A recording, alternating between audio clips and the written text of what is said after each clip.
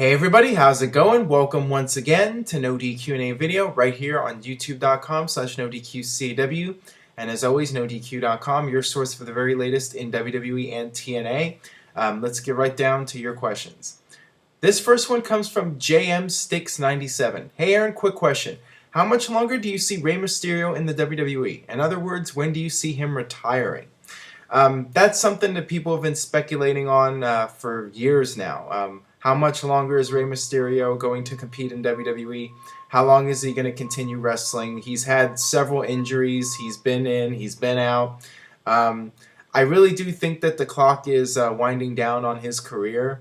WWE's already starting to try to find the next big Hispanic superstar that they can push. They were trying to push Sin Cara really hard. Things didn't quite work out as well as they were hoping with him, and now they're giving the big push to Alberto Del Rio, trying to push him as the new top Mexican babyface. So WWE is trying to prepare for life after Rey Mysterio and have that marquee Mexican superstar. It's hard to say how much longer Rey will be around. I think he'll continue to wrestle as long as his body holds out.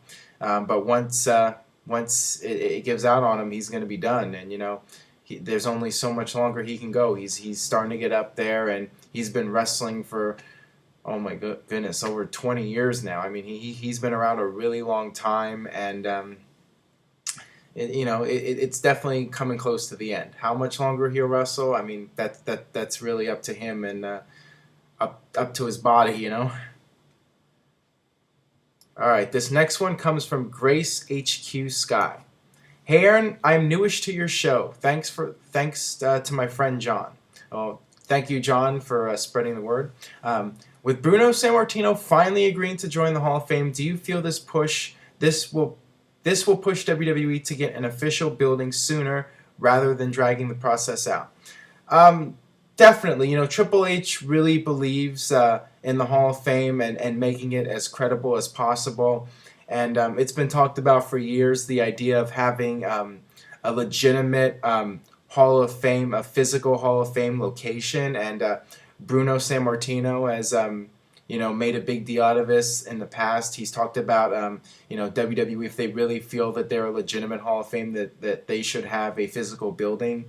So this could be the beginning of the process to actually have a physical Hall of Fame, and I love the idea. I think it's a tremendous idea, good way to get more publicity for WWE, and they've been talking about building it in Orlando, a popular tourist attraction where there's always people coming and going, and you can draw a lot of people to the venue. So we'll just have to wait and see. I hope Triple H really does push for it, and it happens sooner than later. I think it would be a great idea. This one comes from Parbies3. Hey Aaron, if The Rock actually does win at WrestleMania, how do you think it will affect WWE? WWE could do some sort of swerve and have The Rock win at WrestleMania. Maybe WWE, we've seen it before where if they think something's too predictable, they'll change plans and throw everybody off. And everybody's thinking that The Rock's going to leave again after WrestleMania and go back to Hollywood and make another movie.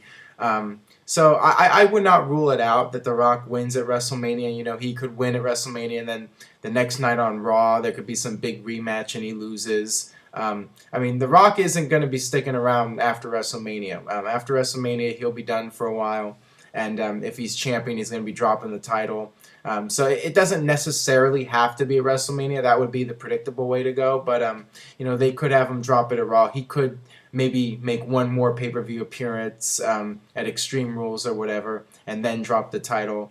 But people would expect him to lose the title at that point. So they may just stick to their guns and just go the predictable route and have him lose at WrestleMania at the big pay-per-view. So you have something eventful happening at your biggest show of the year. All right, this last one today comes from Bellis24. Which face turn surprised you more, The Miz or Alberto Del Rio? Well, Del Rio wasn't all that surprising. This is going back to the earlier question. I think the eventual plan in WWE all along, from the day that they signed him, was to eventually turn him face and make him, Rey Mysterio's replacement as their top Mexican draw.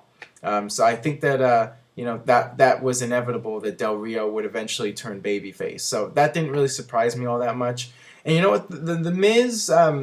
Once he started getting over, he was doing the awesome catchphrase and the really, and people were chanting along with him, and I noticed he was starting to get more and more face reactions.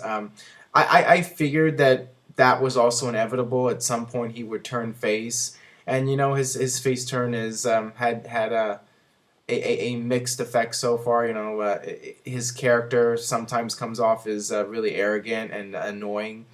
But yeah, neither turn really surprised me, but I will say the Miz surprised me a little bit more, just because going in with Del Rio, I figured he would be eventually turning face. Same thing with like somebody like Dolph Ziggler, like the reactions that he gets. I think at some point he will turn face. I think it's inevitable, and that's pretty much how I felt about Del Rio and even Miz to a degree. Alright, that'll do it for this edition of No DQ&A video. Make sure you subscribe, youtube.com/NoDQCW, and stay tuned to NoDQ.com for all the very latest in WWE and TNA, and I will see you next time for more No DQ&A video.